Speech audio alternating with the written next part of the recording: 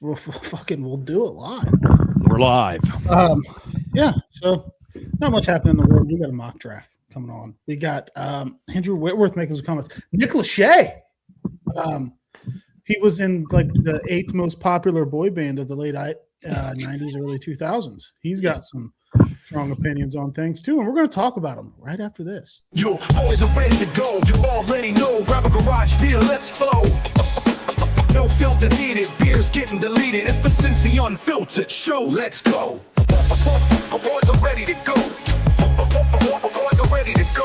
You already know. Grab a garage beer, let's flow. No filter needed, beers getting deleted. It's the Cincy Unfiltered show. Let's go. Our boys are ready to go. All right. What we did. What is up? What is up? We're already getting height shamed in the chat. Absolutely. What? Absolutely. Mike Cannon in here with his usual bangers. I'm 6'2", Mike. All right. I'm 6'2". Good to be here. Good to be here. Not a lot going on in the Bengals world other than talking heads doing what they do best and talking, right? So the age-old question still stands, though. How we doing tonight, Drew? I hate my fucking house still. Okay. Why? Noticed some water coming out of the ceiling in the basement. Oh, no. That's fucking cool. Upstairs bathtub is leaking into basement bathroom. But luckily, I was able to, I took the ceiling down. Okay. And I was able to diagnose it as like a $5 fix. Good. I'll probably do that after the show tonight. I'll probably repair the leaking bathtub after the show. Okay. Yeah, wait. Nothing bad could happen, right? In an hour. No, definitely not. Because it's not leaking now, because it only leaks if the tub is full. So the tub is empty. It's not leaking. Okay, that's good. That's good news. That's good news. And then tomorrow I have to install flooring, which is going to suck. And then when that's done, I have to install a new sink, which is going to suck. So just remember, don't ever buy a fucking house, ever. Don't do it. Don't do it. Don't do it. Like I alluded to it. There's not a lot going on. I mean, we're in that just awful part of the football cycle where it's just, when's the draft happening? Is free agency here yet? You know,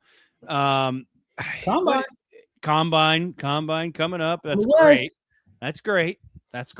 But right now in the news cycle, in the Twitter cycle specifically, what do we got going on? Oh, well, there's an episode of Fitz and Whit.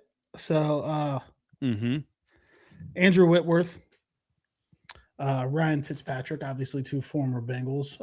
They have a show together. They do Thursday Night Football together. Some say they're the knockoff version of us. Yeah. I'm not saying, some people have said that. I'm not saying that, but Others have said that. And is Andrew Whitworth going on a full heel turn against the Bengals now? He's always kind of been there, you know. He's always kind of towed the line a little bit. But is he going full heel? I think he has in the past been pretty fair, but the comments today that we saw, or yesterday, I guess today, where it's like, oh, is Joe Burrow going to leave? Let's compare it to Carson Palmer, blah, blah. Lots of headliner bullshit. I don't like that. I don't like that at all. It's a weird thing because we say it on Twitter all the time. And he played for the organization. He had a not so great exit with the organization. So it's like the points are valid. And I think that's where like people were calling me names saying like I blindly support the front office and stuff. It's very funny how quickly that stuff changes. Yeah. But like I think that I disagree with the captions more than I disagree with the content. Yeah, agree. I know that that's the game now. The caption generates the interest to watch the video. Like I understand how the game is played. But when you listen to what he said, it's like, well, that's shit that we've all said. We've all. express those kinds of feelings. I think the difference is from us as fans, from that perspective, we are more emotional towards Joe Burrow and the thought of him leaving. We like naturally come to the defenses because like we want to keep him here. Yeah. But he's giving it from a broad bird's eye view. I've seen this before. Are we going to see it again thing? So I get that. I just think maybe the social media intern for Fitz and Whit he's honestly doing his job. He's generating the buzz. Yeah. So I guess that I don't, maybe he's not on a full heel turn, but this was also the Nick Lachey episode. Nick Lachey, who you may know as I believe he hosts some sort of television show now. Back in the day when like the Backstreet Boys were hot and NSYNC was hot, he was kind of just hanging out in the background. Like you remember that one time we had a good song? Yeah. And he recently put out a song telling Mike Brown to sell the team that was not good. It was bad. It was bad. And I'm just kind of tired of giving a fuck what Nick Lachey has to say. It's very, it's odd. A lot of people it's like he says something and like, why is his word gospel? Like who made that a thing? Like, because he used to be famous. Is that it? Like, what is it? But see, that's another thing. What he's saying is shit that we say. Right. I don't know what it is about. I don't know if it's his delivery or if it's how bad that song was that it kind of pissed me off. I have just moved to this I'm fucking over Nick Lachey period of my life. And we can see the most recent thing that he said on the Fitz and Whit show is here.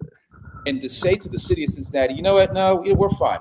We're fine with the status quo. We're fine with how things are. It's simply saying you are fine with stinking. You're fine with underachieving. You're fine with not making the grade the way you should be. And I think that's the wrong message to send. We've supported the fans of Cincinnati, hard working blue collar people that spent their hard earned money, season ticket holders through decades of horrible football. He has 8 winning seasons in 35 years of owning that team. Eight winning seasons. I mean, there's been a lot of bad football, and we've always supported the team. We've always come out. The stadium deal they got is absolutely obscene in terms of the way the county has shown up for the team. So it's like an abusive relationship in a way. Like the city of Cincinnati loves the Bengals, but I'm not sure the Bengals love us back. You know what I mean? And by that, I mean ownership doesn't love us back. And that's sad, you know? I think unless Mike Brown sells the team, nothing's going to change. It's again, everything he's saying is shit we've echoed. I mean, so I don't know why I don't know why it's so fucking annoying because like I have pretty much said all of those things. Yeah. You know what I mean? Like he's not wrong, but I don't know. I don't know what it is. Am I being a hater? Maybe we are because Nick Lachey is famous and I'm not, or is it? Maybe that's it. Maybe that's it. I know. I don't know. I don't know what it is. I'm not. I will never play the song on here though. But the song is so bad. No, it does stink. It stinks because he doesn't suck. It's not like he's an asshole, or I guess people are calling him a douchebag a little bit in the chat, I guess, but I've never hated Nick Lachey, but it is coming from him. It's like, why are you our mouthpiece? Why are you our mouthpiece on this show? Go back to LA, stay in LA, come to the game every once in a while, get shown on the big screen. Don't be our mouthpiece. That's where I'm at. I think it's this. When the fuck were we hearing from Nick Lachey before? Right. Like things got bad. I don't remember hearing from him when things were great. No. Yeah. It's kind of like, oh, that guy's a fan. Yeah. Yeah. Now, if it was fucking George Clooney, the old Cloons out here, people might have to listen to old Cloons. They might. Yeah. But I think that might be it because like Nick Lachey has not been an active supporter. It doesn't feel like an active fan. He tweets about him, but I don't know. Does he? But I don't know. Like, I feel like if I was a celebrity and I had a sports team that I loved and I was filthy rich, I would just be at every game and I would, you know what I mean? Like I would be an obnoxious everyday fan that happens to be famous and rich. Like that's how I would be. I don't know. That's how I vision myself. Yeah. Also. Yeah. True. Maybe they have more important things to do. Maybe that's it. Maybe that's why they're rich, famous actors and we're two idiots with microphones. But I don't know. I don't know. But 8 winning seasons since he bought the team. That sucks ass. I don't know. Hold on. Let's Tiger Kid makes a good point. Let's do some math here. 05 season, 11-5, won the AFC North. Mm-hmm. And then Andy Dalton's first year, I think that was a 9-8, which is a winning season. Yeah. They went to the playoffs in 12. They had to have a winning season. Mm-hmm. 13, they went to the playoffs. That was the Phillip Rivers snow game where Dalton kept fumbling. Yeah. 14 was the year that they lost to the Steelers in that miserable cold ass game. You're only at I think they stopped making the playoffs until Marvin was out after that. Yeah. And then we get Burrow 2021, 22. 23 was a winning record. Yep. 24 was a winning record, right? They were 9-8 in 24. So I did only count 9, though. Yeah, I mean, he's closer than we'd like him to be, I guess. And there weren't many in the 90s. Mm-mm. So maybe he is. It's got to be like 12. It's got to be like 12. We're missing. I'm sitting in front of an object that gives me access to any information in the world. I mean, let's just run it through the old Google machine. That's a great idea, or the Chat GPT, one of the two. Yeah, you're raising our energy bills doing that. You're That's killing true. the world using AI. I don't know if you've seen. If you're using AI, you're fucking the world up. Thanks. I'm gonna see. Well, I use it every day, so I'm gonna go ahead and say it's 12. How many winning seasons have the Bengals had since Mike Brown took over ownership? Let's just run it through the old Google. Since Mike Brown took over as the owner of the Cincinnati Bengals in 1991, the team has recorded 14 winning seasons out of 35 seasons through the end of the 2025 regular season. So Nick Lachey, you're full of shit, buddy. So not good still, but you're not wrong. Good. No, you're wrong, Nick Lachey. You're wrong. So I'm tired of giving a fuck what Nick Lachey has to say.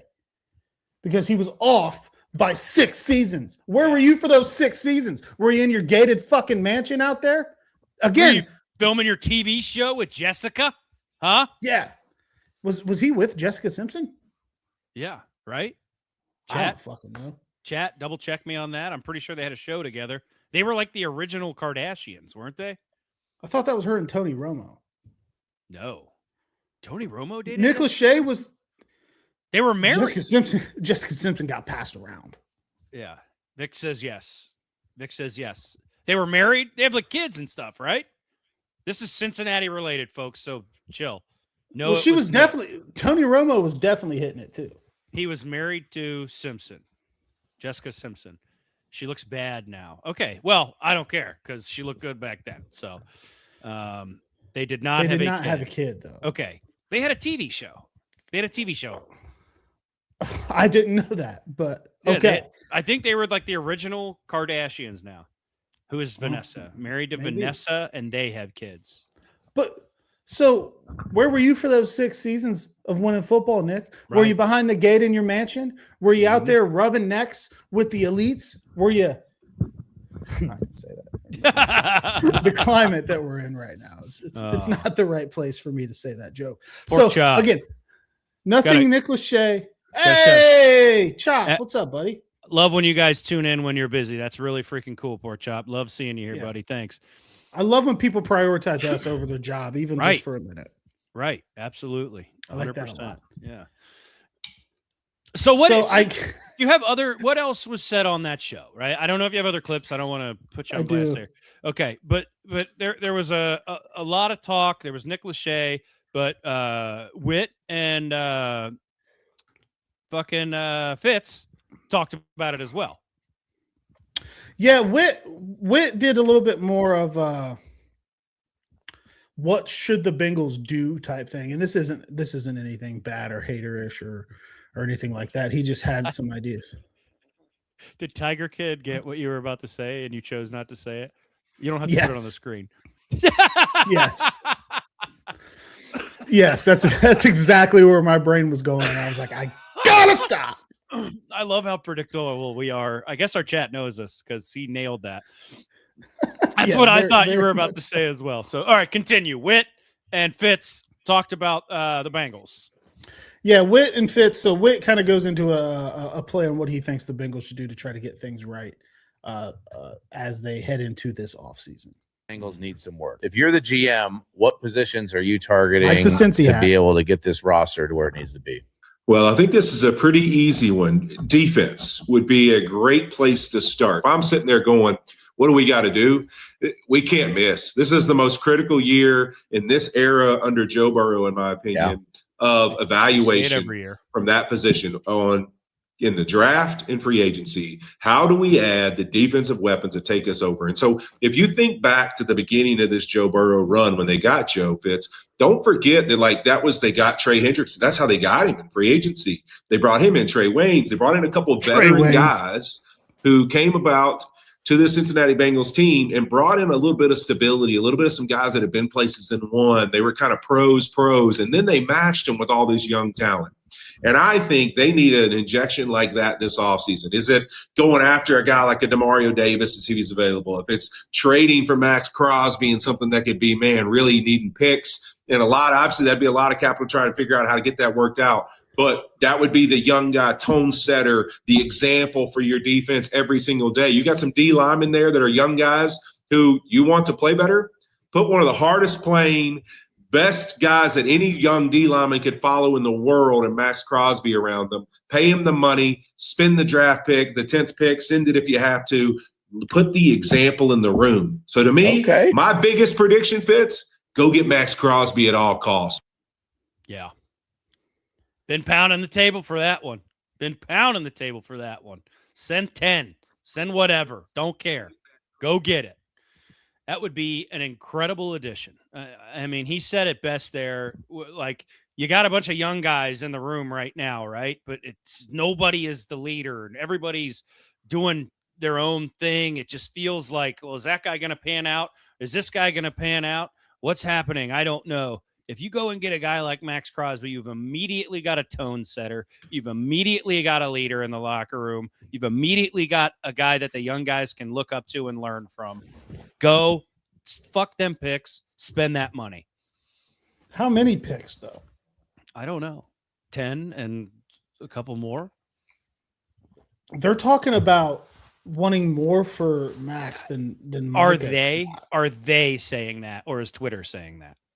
That was the report from ESPN. So when I knew we were going to talk about this topic, I looked into it. That was an ESPN report, and Micah went for 2 firsts or a first-round pick and more. So I love Max Crosby. I love the idea of Max Crosby in Cincinnati. I really do. I just don't see the Bengals giving up that kind of draft. No, they're not going to, but they should. They should. Yes, they absolutely should. Yes, because if you're going to go all in, you're planning on drafting late first. Sorry, didn't mean to cut you off. You're good. Yeah, no, go get him. Give him a new home. Right? The Raiders are not fucking good. We can be good. You know what I mean? We have the quarterback. We have the offense. Let a guy like Max Crosby come in here, settle in, realize that his offense is going to take care of him because the offense is fucking electric with Joe Burrow and his wide receivers, and just relax and play football. The Raiders don't have that. The Raiders don't have Joe Burrow, Jamar Chase. They don't have that.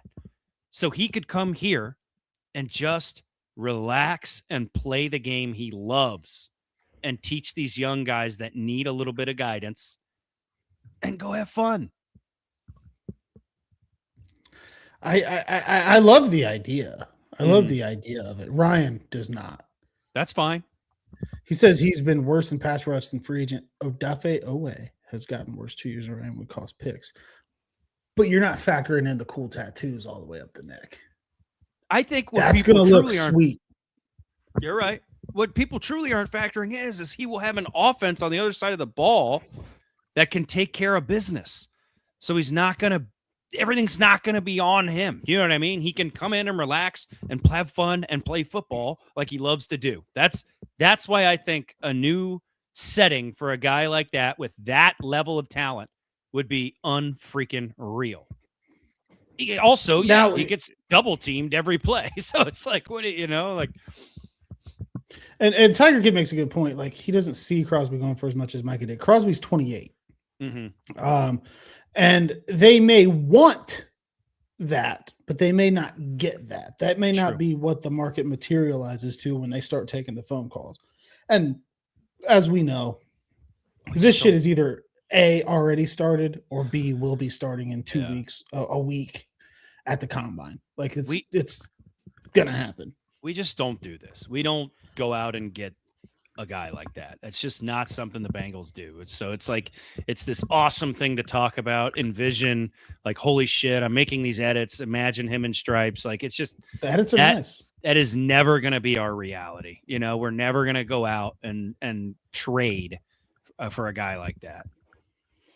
That's absolutely true. Twitter is not putting our live streams into the feed. I wonder why. I don't know, but I don't love it. I don't Not either. a big fan of it. I just noticed that there's reports of not being able to see it on Twitter. When I go to my Twitter account, it says that I'm live and I can open it, but it didn't put the post in the feed like normal. Yeah, you're right. But it's can we share it? That's what I was trying to figure out. It wouldn't let me share it. But I feel like we get a pretty large amount of our viewership from Twitter these days. Yeah, we absolutely do. And okay. it's just not there. Open live video. Copy link. I guess share it that way. We are. Yeah, usually a lot of people tune in on Twitter. That's odd. Is that a thing happening with our StreamYard? It must be, but it is on there and it's checkmarked in green as the two destinations that it's going to. But I do see that you just tweeted it 2 seconds ago, so I'm gonna go ahead and retweet that. Yeah, but, I went ahead and put it on there. So I don't know. Weird. But Weird. You're right. The reality is not Max Crosby. The reality is the NFL draft coming up. And we prepared 2 mock drafts. Well, 1 mock draft per person to discuss tonight. You can go first with yours. I'll pull yours up. You are an elitist and did yours on PFF. I have Can't hide money. Have a subscription. So talk us through this bad boy. So the cards fell my way. There are guys here that probably aren't going to be here at these spots. At 10, Reuben Bain Jr. fell to me. He was Ryan, military discount, PFF, absolutely. It's like half price. Can't beat it. Reuben Bain Jr. fell to me at 10. He was best player available. I think that if Reuben Bain Jr. is at 10 and the Bengals are on the clock, that should be the fastest card ever delivered, ever. Dog. I mean, what do we constantly need? What do we constantly need on this team? Pass rush, right? Pass rush. So you go get a guy like Reuben Bain, who is a leader on his team, a stud on his team. Unreal. Would be great at 10, would be a slam dunk first round pick. You throw him in there. He probably supplants most of the guys on our defensive edge, on the edge of our defensive line, and you let him play football. Round 2, AJ. Hold on. What? Are you going to go? People have questions. Oh, go. Who was off of the board at this point? Was Caleb Downs on the board Yes. when you selected No. Reuben Bain? You went. No, he was not on the board. So everybody major, again, this fell very weird. Downs was not there. Carnell Tate, who I would have a stroke if we picked, was not there. Bailey was not there. Who else was not there? Mostly anybody. The linebackers were not there. Reuben was the guy there. After him, the fall off was extraordinary. If Downs was there, Downs would have been this pick, but I went with the pass rush. Yeah. Okay. Just wanted to clarify that for the folks out there watching across America. Yeah. Understood. I went into round 2 looking for secondary or linebackers, and AJ Halsey was staring me in the face. Safety out of LSU. Good PFF grades. We're not going to pull all that bullshit up here now. But our backfield, our deep backfield needs a little help, needs a little life breathed into it. Bring another young guy in like AJ, have him run out there, learn from who's on the team, and see what he can do. You know what I mean? I like Halsey. I do too. Good athletic guy. We need a safety this draft. We really do. And I took a safety high. So Halsey's sitting there staring me in the face. Couldn't pass it up. Any questions on round 2 from anybody? If not, I will go on to round 3. Doesn't look like there's any questions in the chat. I've been informed it is a StreamYard issue. Sorry. Okay. Not our fault. StreamYard's fault. Okay. What is it? Not connecting? Sean Ross Sapp of Fightful.com tells me if it's StreamYard, they are having Twitter issues. He's not a bullshit. Holy shit, he's got 328,000 followers. Good for him. Wow. Hell yeah. More power to you. Did he text you? No, it was a reply to my tweet. Oh, okay. All right. Went into round 3 here. We were doing a 4 round mock. I think I landed at 3. I went with linebacker. I went defense, because that, as Whit said, this is a no-brainer, folks. We need defense, right? Josiah Trotter out of Missouri, linebacker, good PFF grades. I would be lying to you if I told you I was a Josiah Trotter expert. I don't know a ton about the guy, but I have seen him being mocked around 65, 60. So I think him falling down to 72, I felt pretty good about the pick. We very clearly need linebackers. So I think bringing in a guy that was supposed to go 10 picks earlier, right, in this made-up scenario, I feel pretty good about it. Mike Cannon saying Trotter is solid. His grades look great. His run stopping, his passing defensive grades looked good. Definitely happy about it. And I think he's a guy I'm going to look at maybe and see if he's around when the Bengals are picking. But you said you're not an expert. So you want to draft a guy and you don't know his blood type, you fucking poser? Yes, absolutely. 100%. Fake draft analyzer. I hate you mean you don't know his favorite color? I hate those people. I hate them. Why would you take him at round 3? What are you fucking? You should kill yourself. Like, all right. Okay, buddy. As you talk about hating those people, Ryan is actively being those people. But I'm just playing. I'm talking linebackers tonight. He goes live after us. He's a big draft guy. So if you want to tune into him after us, But reminds him of Vontaze Burfict. I love me some Vontaze Burfict. I miss that kind of edge. He reminds you of Burfict, and you can get him in the 3rd. I like it a lot. Yep. Famous dad and less mental issues. Love it. Is Jeremiah? Is Jeremiah Trotter his dad? That's kind of cool. That's the only famous Trotter I can think of. Same. Yeah, absolutely.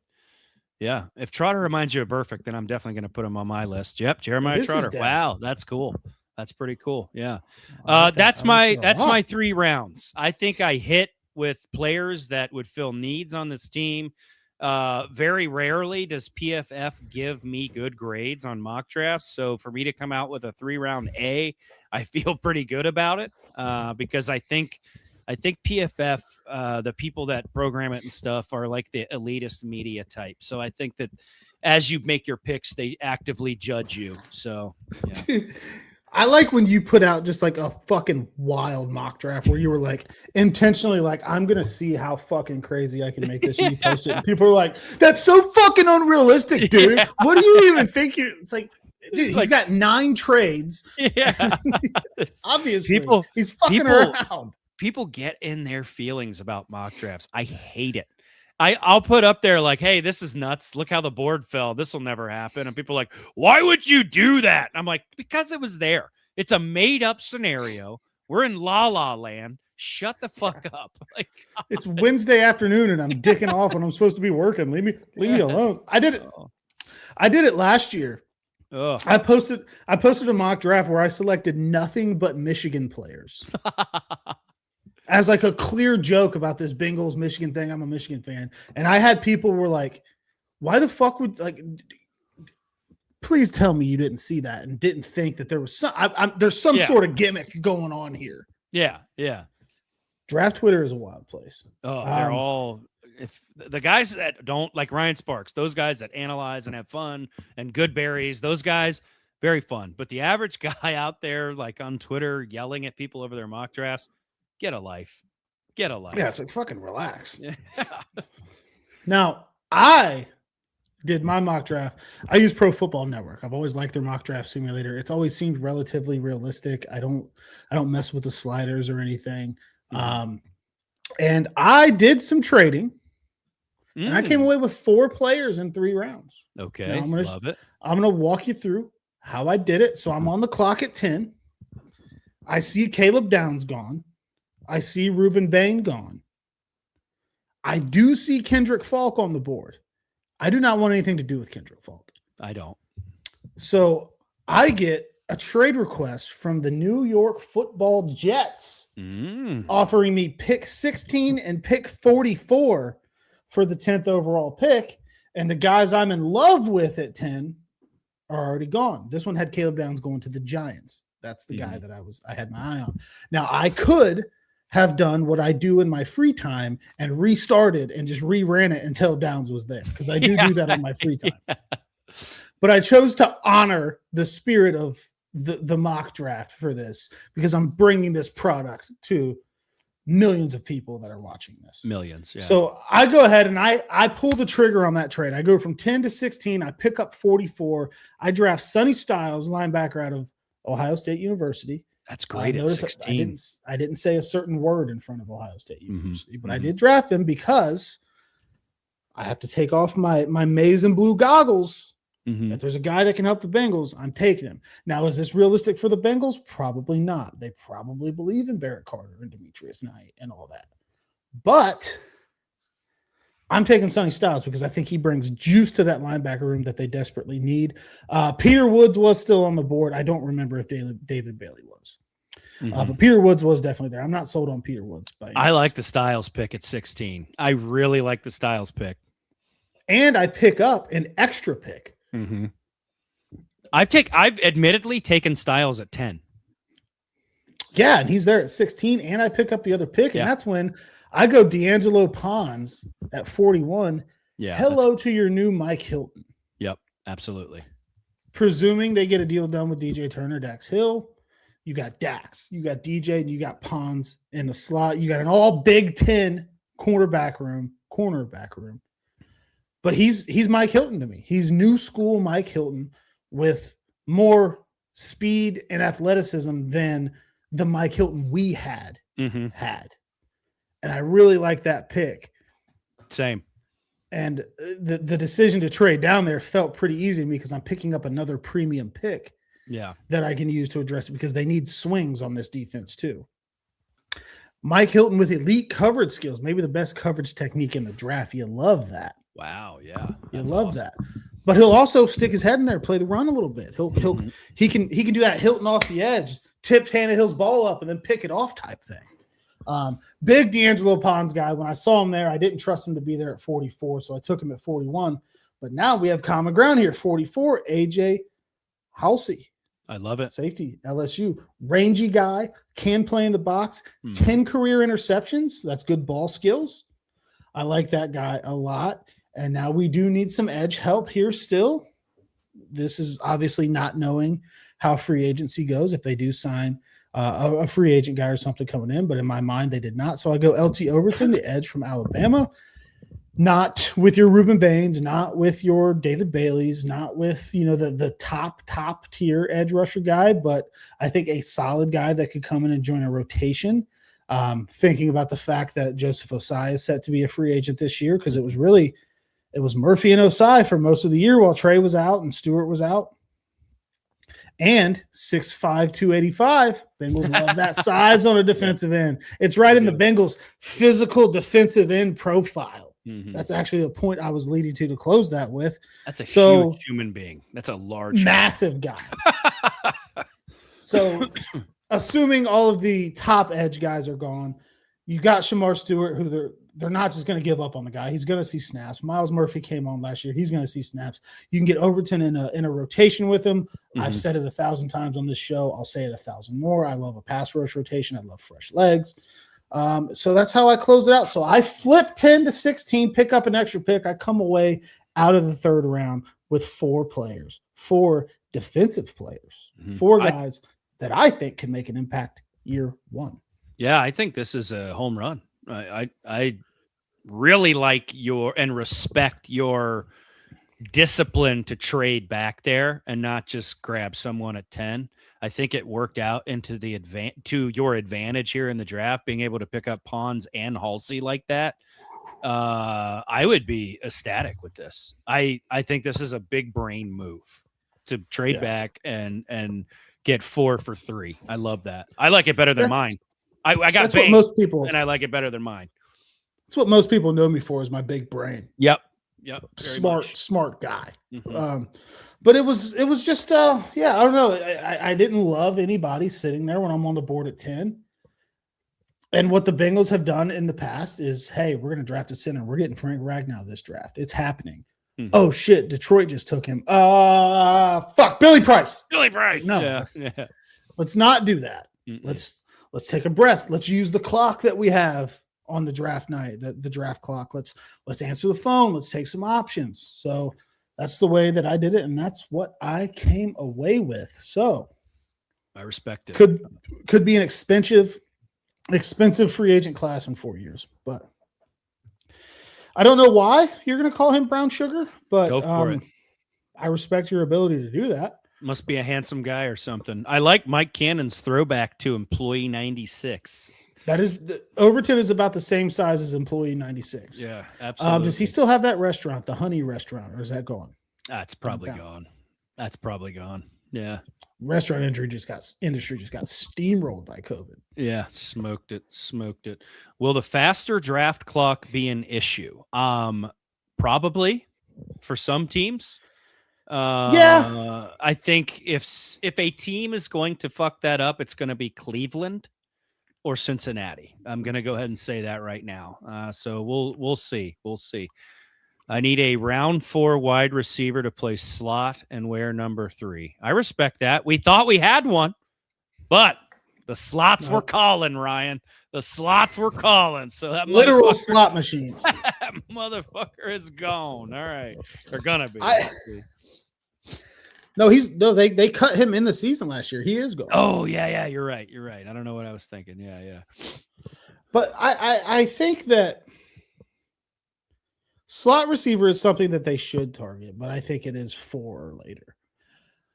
I think I'm not moved by Yoshi.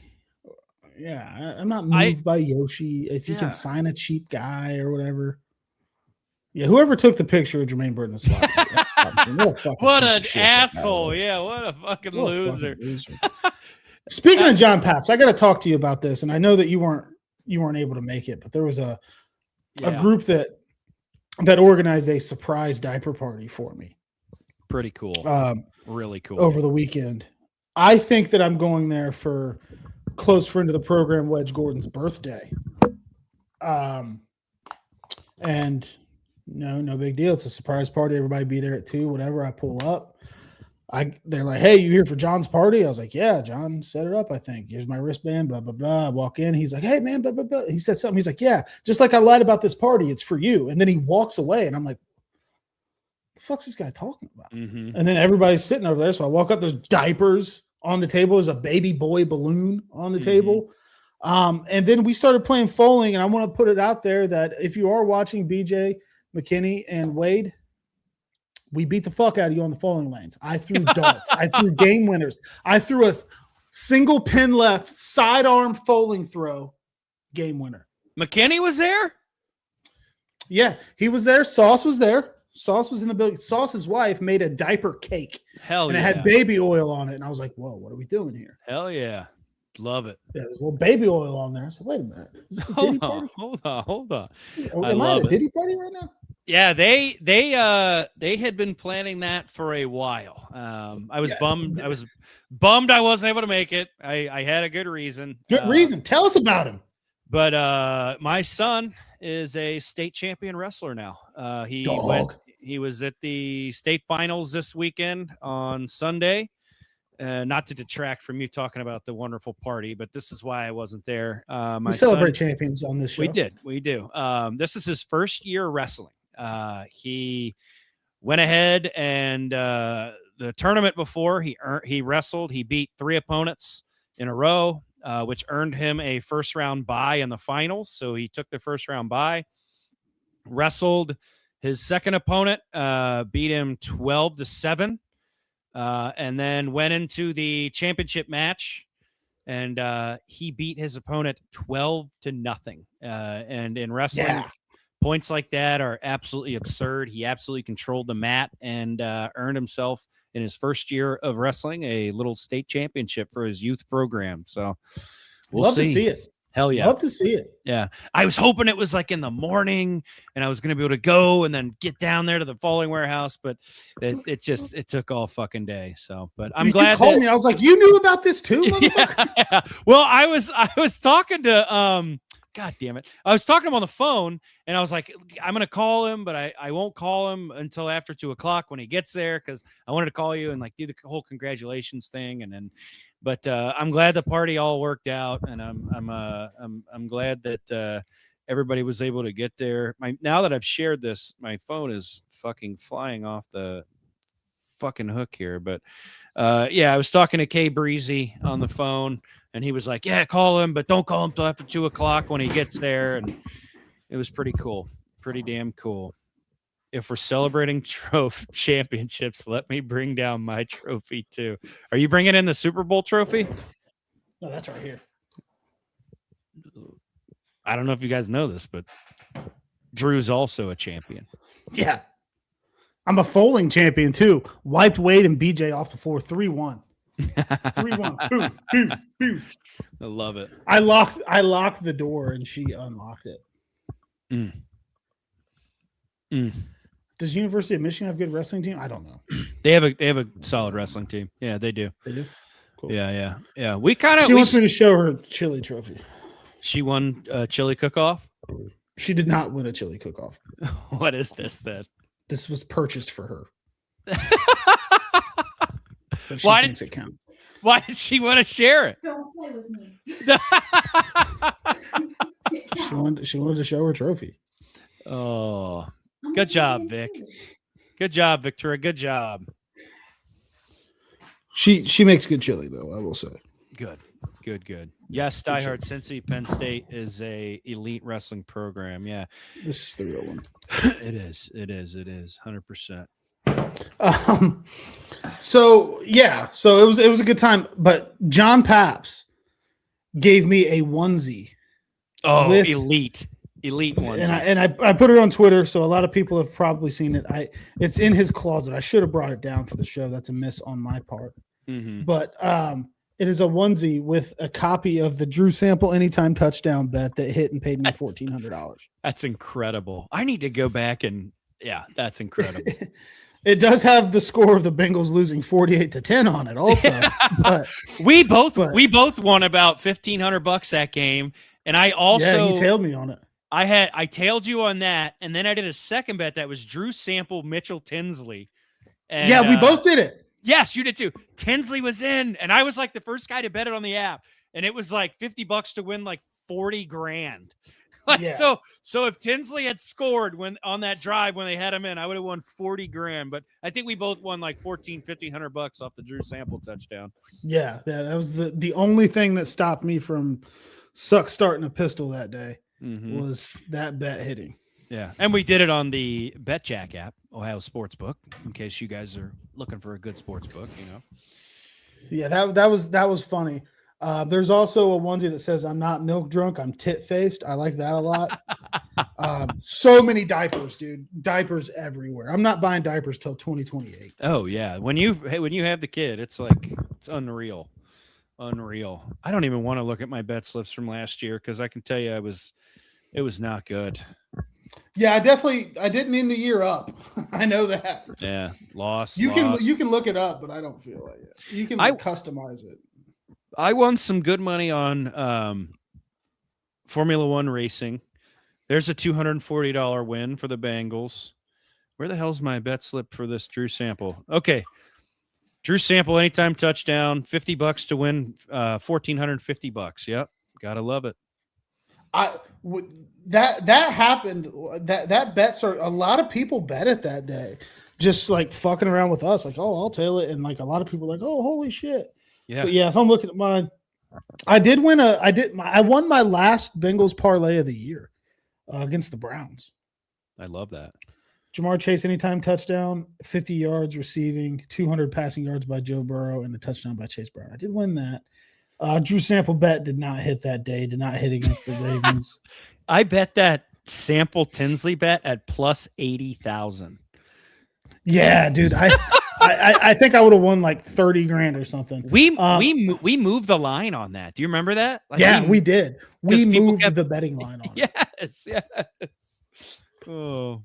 I put $100 on Michigan, Ohio State football. What an idiot. What a dumbass.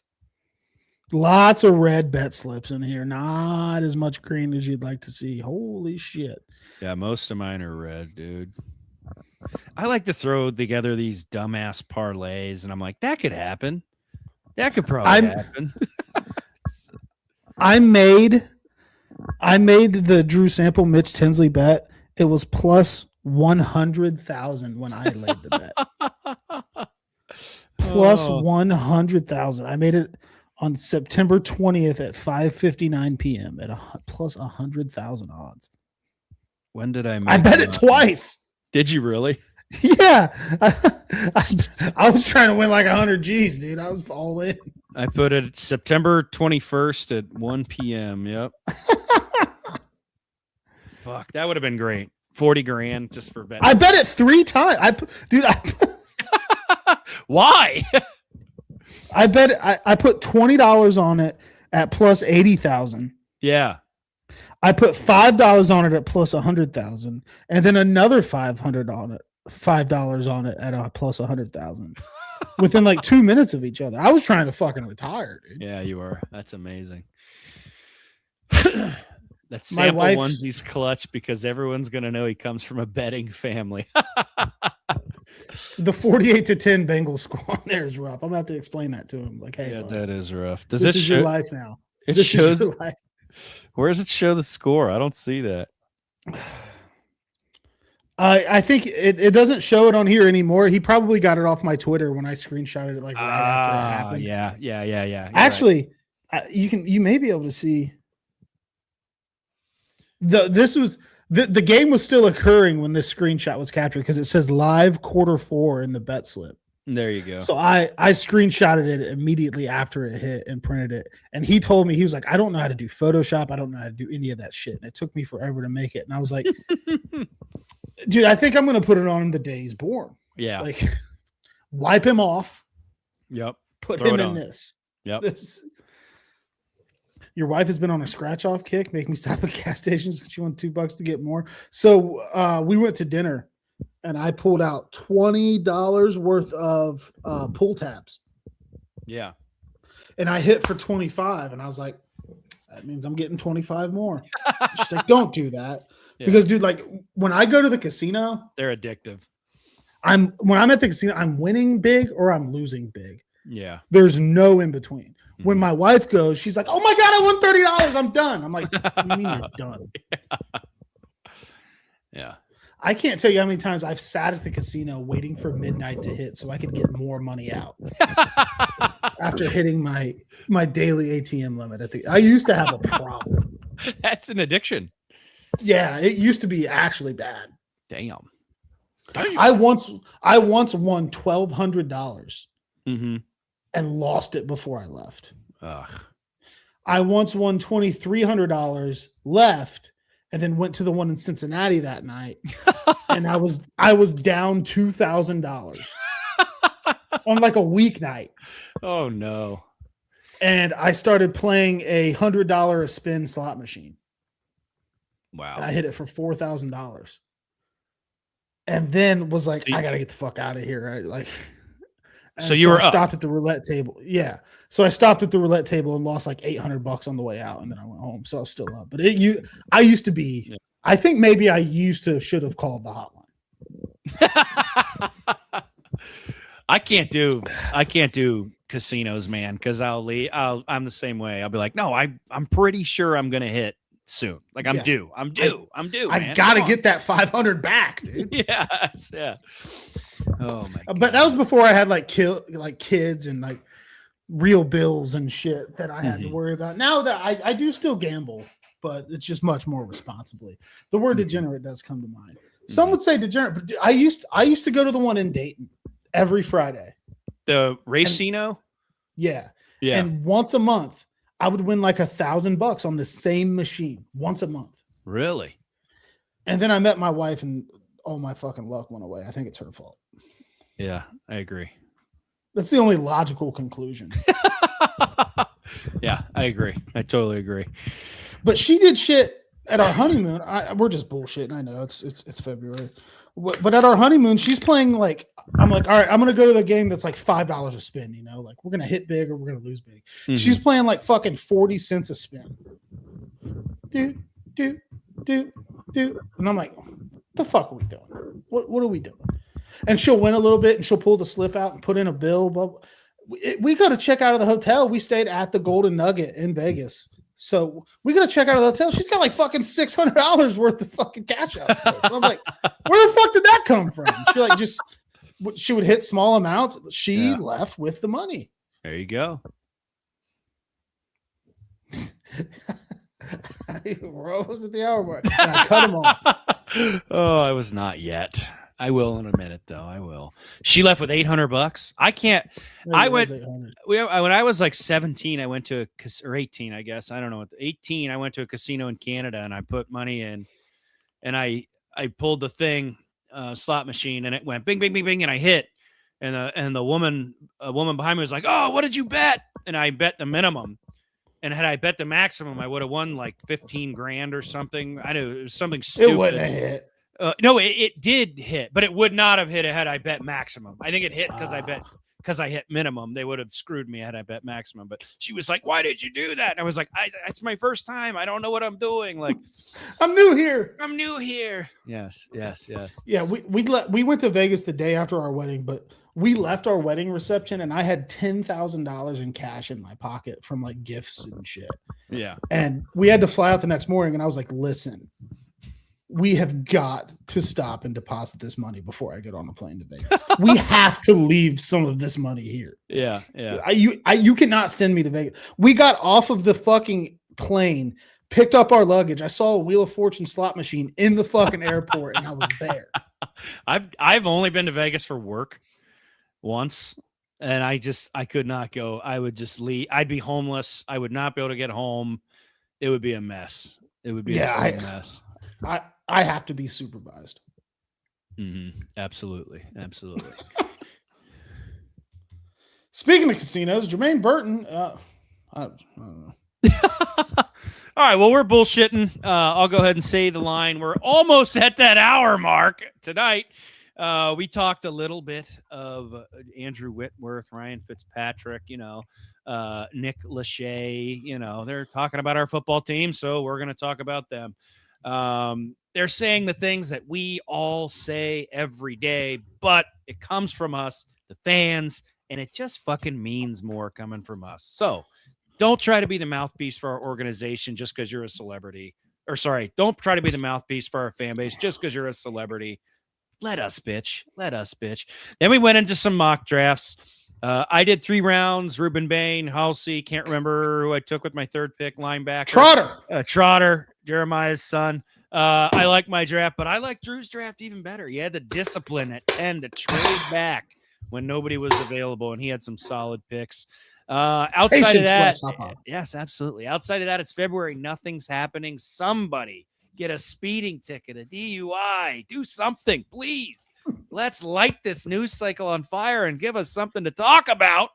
until the combine coming up. Maybe we'll talk about the combine next time. But I got franchise tag window. It's Franchise tag open. window's open. It's open. It's open. We can talk about Trey next week unless maybe it happens. Maybe it happens, and we got some breaking news. But until then, we'll just keep doing our thing. Yeah, that sounds like a plan. Well, let's go be active and. Well, I just got to text up my kids asleep. So. Oh, you're gonna be active another way then. Definitely not. Yeah, I did hear that they're using the combine to figure out the trade market because all the scouts are going to watch the prospects and all the execs will be in the suites doing backdoor deals behind them. So we should start to get some sort of a feel for the market of Trey Hendrickson in the coming weeks. So things are going to start picking up a little bit. We'll have shit to talk about. We won't have to talk about casino stories and Nick Lachey soon. So yes. We appreciate you all being here, even though that is all we had to talk about. And well, we'll see you next week. Your boys are ready to go. You already know. Grab a garage beer, let's flow. No filter needed. Beer's getting deleted. It's the Cincy Unfiltered Show. Let's go. Our boys are ready to go. Our boys are ready to go. You already know. Grab a garage beer, let's flow. No filter needed. Beer's getting deleted. It's the Cincy Unfiltered Show. Let's go. Our boys are ready to go.